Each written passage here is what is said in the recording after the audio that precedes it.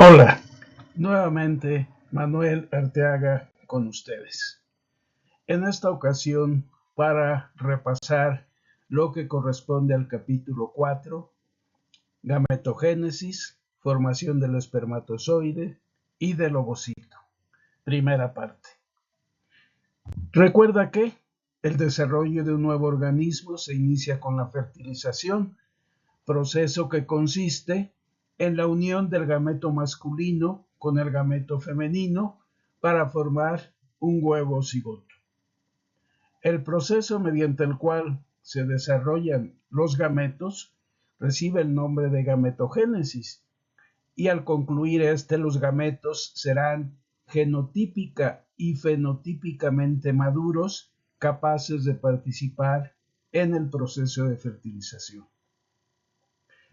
Tanto en el hombre como en la mujer, la gametogénesis comienza con la aparición de las células germinales primordiales durante la etapa embrionaria. ¿Pero qué son eso de las células germinales primordiales? Bueno, pues las células germinales primordiales se originan de la capa del epiblasto en la segunda semana y cuando ocurre la gastrulación durante la tercera semana van a migrar fuera del disco embrionario para alcanzar la pared del saco vitelino, cerca del sitio donde se implanta la alantoides. En la cuarta semana, el saco vitelino disminuye considerablemente de tamaño y las células germinales primordiales migran ahora hacia el cuerpo del embrión.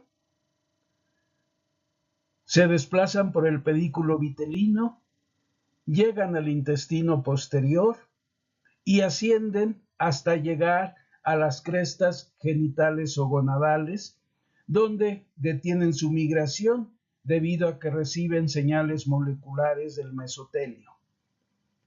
Mientras migran y a su llegada a las crestas genitales, tienen múltiples divisiones mitóticas, llegando a ser miles de millones. Su desarrollo posterior dependerá del genotipo del embrión y será diferente en el varón y en la mujer. Veamos primero lo correspondiente a la gametogénesis en el varón. Bueno, pues en el varón el proceso recibe el nombre de espermatogénesis. La espermatogénesis es un proceso que ocurre en los túbulos seminíferos de los testículos, mediante el cual las espermatogonias se transforman en espermatozoides maduros. Si bien el proceso se inicia en la etapa embrionaria, con la llegada de las células germinales primordiales a las crestas genitales, se mantiene detenido durante la etapa fetal y la infancia. Cuando el varón alcanza la etapa de la pubertad, el proceso se reinicia y se mantiene de manera continua durante toda la vida adulta. ¿Qué tenemos en la etapa prenatal? Bueno, en la etapa prenatal todavía no hay conductos seminíferos. Lo que tenemos son cordones seminíferos. Y estos cordones seminíferos están incluidos en unos compartimentos dentro de los testículos, compartimentos que reciben el nombre de lobulillos testiculares. Y en su interior es donde vamos a encontrar en esta etapa los cordones seminíferos.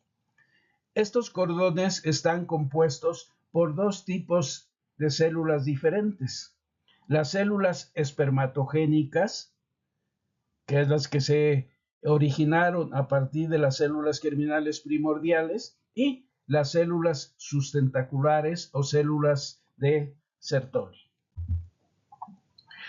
Cuando llega la pubertad, los cordones seminíferos se transforman en túbulos seminíferos al formarse en su interior una luz a lo largo de todo ellos.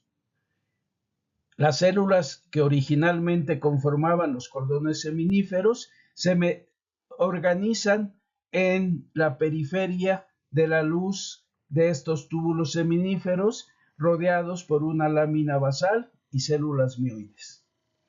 Alrededor de los túbulos seminíferos se encuentra un tejido conectivo peritubular en el cual se incluyen vasos sanguíneos y unas pequeñas células, pero importantísimas para todo este proceso, que son las células intersticiales, también conocidas con el nombre de células de Leydig. Bueno, y formando entonces la pared de esos túbulos seminíferos, quedan las células, tanto las sustentaculares como las células espermatogénicas, que se van disponiendo en capas en lo que recibe el nombre del epitelio seminífero. Las células sustentaculares, por su parte, forman compartimentos donde se alojan las células espermatogénicas en diferente grado de diferenciación, quedando siempre las más primitivas en la parte periférica, cerca de la lámina basal, y las más diferenciadas en la luz del túbulo seminífero. Vemos aquí un corte histológico de un par de túbulos seminíferos que se alcanzan a ver y podemos identificar, vean, su lámina basal en cada uno de ellos, su epitelio seminífero formado por las células antes mencionadas y la luz de el túbulo seminífero. En esta luz del túbulo seminífero, vean que se ve como una malla de estructuras que no es otra cosa más de que el flagelo o cola de los espermatozoides, que son los que están situados más cerca de la luz del túbulo. Y en el espacio entre un túbulo y el otro podemos identificar las células intersticiales o células de Leydig. Con respecto a la función que tienen las células sustentaculares, pues son múltiples e importantísimas para todos los procesos que tienen que ocurrir en dichos túbulos. Como ya lo mencioné, forman compartimentos donde se alojan las células espermatogénicas. Tienen receptores para testosterona y hormona folículo estimulante, indispensable para todo este proceso. Forman la llamada barrera hematotesticular. Dan soporte a las células espermatogénicas. Controlan el paso de esteroides, metabolitos y sustancias nutritivas. Se encargan de fagocitar restos celulares. Secretan proteínas que concentran testosterona. Secretan sustancias estimuladoras e inhibidoras de la mitosis y la meiosis y de las funciones de las células intersticiales. Secretan una hormona muy importante que es la inhibina, la cual hablaremos un poquito más enseguida, cuya acción va a ser a nivel de la adenohipófisis. Controlan el movimiento de las células espermatogénicas, dan nutrición a las espermátides y en la etapa embrionaria secretan el factor inhibidor mulleriano. Si nosotros vemos un fragmento de un túbulo seminífero, podemos identificar en la parte periférica la lámina basal y después, con diferente grado de diferenciación, las células espermatogénicas en los compartimentos que le están formando las células sustentaculares. Como antes mencioné, las formas más primitivas de las células espermatogénicas son las que se localizan cerca de la lámina basal. Estas células más primitivas reciben el nombre de espermatogonias, que son células diploides. Y acá, según los autores, hay autores que consideran que hay hasta 4 tipos de espermatogonias y hay autores que inclusive incluyen un 5º tipo y que reciben el nombre, las más primitivas de todas, las tipo A1 oscuro, le siguen las tipo A2 claro las intermedias y las tipo B, todas ellas situadas en la parte periférica del epitelio seminífero y que están teniendo múltiples divisiones, todas estas divisiones celulares por mitosis. La siguiente capa la forman los espermatocitos, que cuando inician este proceso son células diploides, cuando son espermatocitos primarios, que suelen ser las células más voluminosas del epitelio seminífero. Bueno, pues esos espermatocitos primarios son células diploides.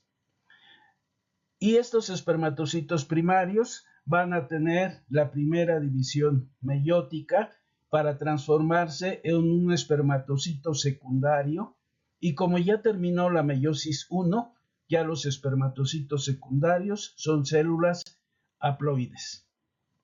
Y estos últimos van a realizar su meiosis 2 para transformarse en espermátides, que ya son células haploides, es decir, con 23 cromosomas. Y estas espermátides, después ya no de un proceso de división, sino de diferenciación, que recibe el nombre de espermiogénesis o espermiotelosis, dan lugar a los espermatozoides, células haploides morfológicamente maduras, para continuar con el proceso. Vemos esquemáticamente la dinastía de las células espermatogénicas a partir de una espermatogonia B. Vean, la espermatogonia de tipo B, la última tipo de las espermatogonias, cuando tiene esa última mitosis, da lugar a los dos espermatocitos primarios. Estos entran en la meiosis 1 y cada uno de ellos va a dar lugar a un espermatocito secundario, ya como células haploides las 4. Y cuando viene la meiosis 2 de cada una de estos espermatocitos secundarios, pues vamos a tener 8 espermátides, células haploides. Y por el proceso de diferenciación de la espermiogénesis, cada uno de ellos formará un espermatozoide maduro. Como ven, a partir de una espermatogonia tipo B, se forman 8 espermatozoides, todos haploides con 23 cromosomas, pero con la peculiaridad que la mitad de ellos, el cromosoma sexual que llevarán será cromosoma X, y la otra mitad llevarán cromosoma sexual Y. El proceso de espermiogénesis o espermiotelosis es el mecanismo mediante el cual la espermátide se va a transformar en un espermatozoide. Durante este proceso, la espermátide forma los elementos que necesitará el espermatozoide maduro para la fertilización, como son el acrosoma, el flagelo, la vaina mitocondrial, y elimina los organelos que no necesitará, así como la mayor parte de su citoplasma. ¿Cuáles son esos organelos que se van a formar de esta manera? Bueno, pues a partir del núcleo de la espermátide se va a formar la mayor parte de la cabeza del espermatozoide. Del Golgi se va a formar el acrosoma. Del centriolo proximal, el cuello del espermatozoide. Del centriolo distal, el filamento axial, pieza intermedia, y la pieza principal del flagelo, así como la pieza terminal. De las mitocondrias se va a formar la vaina mitocondrial, y el citoplasma va a quedar como una delgada envoltura a todo lo largo del espermatozoide maduro. Si lo vemos esquematizado, ese espermatozoide maduro, pues acá tenemos la cabeza cubierta en su mayor parte por el acrosoma, importantísimo para el proceso que estudiaremos más adelante de la fertilización, el cuello del espermatozoide, la vaina mitocondrial y la cola o flagelo del espermatozoide. Cuando el espermatozoide ya tiene esta morfología, decimos que está morfológicamente maduro. Y bueno, para que esto se realice con éxito, debe haber un estricto control hormonal del proceso.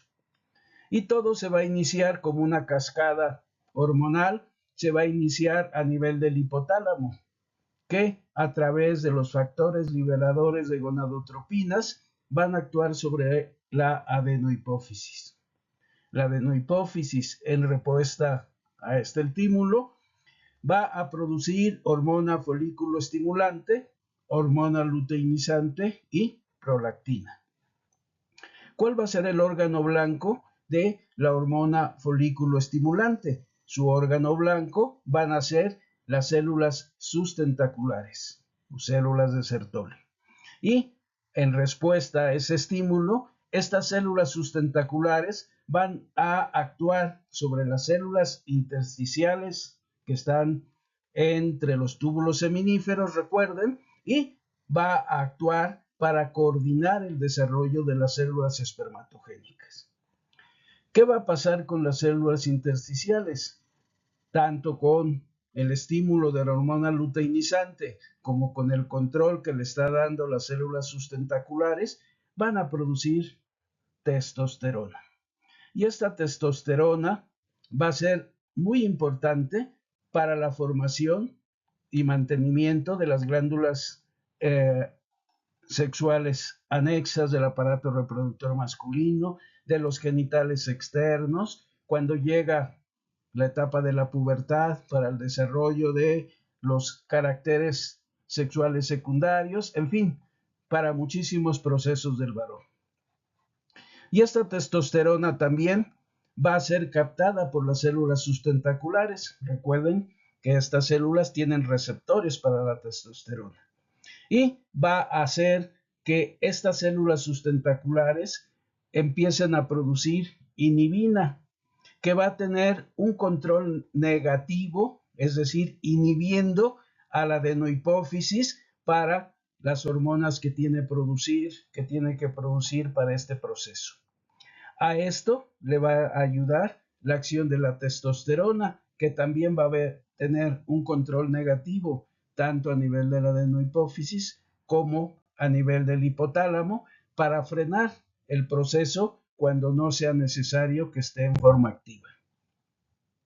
Puede fallar el proceso de gametogénesis, ¿sí? Y entonces da lugar a casos de infertilidad. La infertilidad es un verdadero problema social en la actualidad. Se calcula que de 10 a 20% de las parejas tienen problemas en su fertilidad. Y el origen de esta infertilidad, 40% se atribuye a una causa materna, 30% a una causa paterna y un 30% más a lo que se llama la interacción de pareja. La infertilidad por causa paterna frecuentemente está relacionada con un trastorno en la producción de espermatozoide o una morfogénesis anormal de esta que acabamos de revisar. ¿Qué alteraciones puede haber en la espermatogénesis en el varón? Bueno, pues podemos tener una oligosospermia, que es el recuento de espermatozoide de menos de 20 millones por mililitro de semen. Hay otra situación que recibe el nombre de hiposospermia, que es cuando el volumen de semen eyaculado es menor de 2 mililitros. Tenemos también la azospermia, que es la ausencia total de espermatozoides en el semen, y cuando el varón eyacula, solo eyacula líquido seminal debido a que degeneraron sus células germinales. ¿Qué es lo que puede producir estas alteraciones? Pues muchísimas cosas. Desde la falta de uno o ambos testículos, la atresia de alguno o de varios de los conductos sexuales masculinos, la criptorquidia, exposición a diferentes sustancias como son las radiaciones ionizantes, sustancias tóxicas, infecciones virales, fármacos, drogas, plaguicidas, quimioterapia, alteraciones cromosómicas como ocurre en el síndrome de Klinefelter, traumatismos en la región y edad avanzada, entre muchas otras causas. Otra patología que podemos tener es la teratosospermia. Es cuando más del 20% de los espermatozoides son anormales, aun cuando la cantidad total esté dentro de los límites. Las causas también son muy variadas: exposición al calor, ropa muy ajustada, criptorquidia unilateral, exposición a plaguicidas, fármacos, drogas, etcétera, etcétera. Una patología más es la astenospermia, que es cuando hay una vitalidad nula o deficiente de los espermatozoides. En esta condición, lo que hay es una disminución de la fructosa en el líquido seminal. Puede ser por deficiencias hormonales, por radiaciones y varias causas más. Tenemos también la discinesis, que es cuando los espermatozoides son inmóviles o con un movimiento anormal o muy lento. Y en este caso se debe a la falta de dineína o alteraciones mitocondriales en la pieza intermedia. También puede ser por un flagelo enredado en la cabeza. Y finalmente puede haber combinaciones de estas diferentes alteraciones. Por ejemplo, podemos tener casos de una oligoterato-astenospermia, es decir, aquí combinándose tres de las alteraciones que acabamos de comentar. Bueno, y pues los invitamos a que si quieren conocer más detalles de este proceso en el varón, revisen nuevamente el capítulo correspondiente. Y para los que les interese saber cómo ocurre el proceso de gametogénesis en la mujer, no se pierdan el siguiente video. Nos vemos en la próxima.